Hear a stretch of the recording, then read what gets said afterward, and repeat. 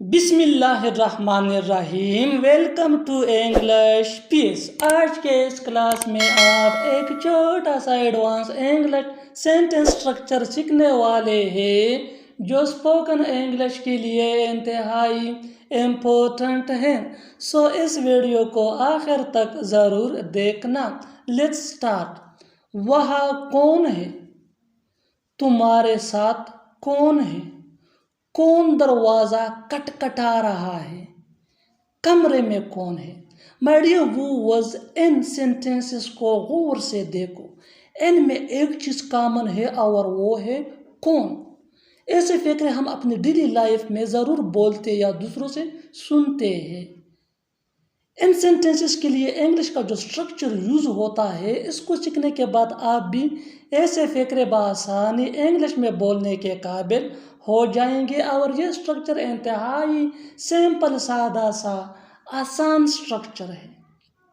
Who plus as are اگر present who, was ور اگر past ہو، plus other words. ہو plus as یا are یا was were plus other words.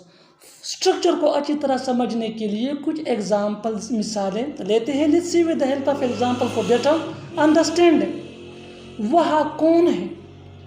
وہاں کون ہے؟ Who is there? Who is there? تمہارے ساتھ کون ہے؟ تمہارے ساتھ کون ہے؟ Who is with you? Who is with you?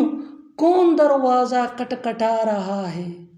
کون دروازہ کٹکھٹا رہا ہے؟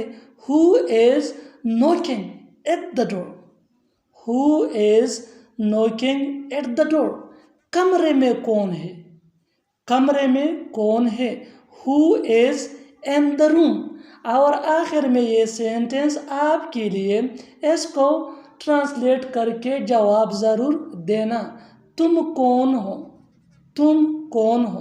Subscribe English pace for more advance English sentence structure. Thanks مننا۔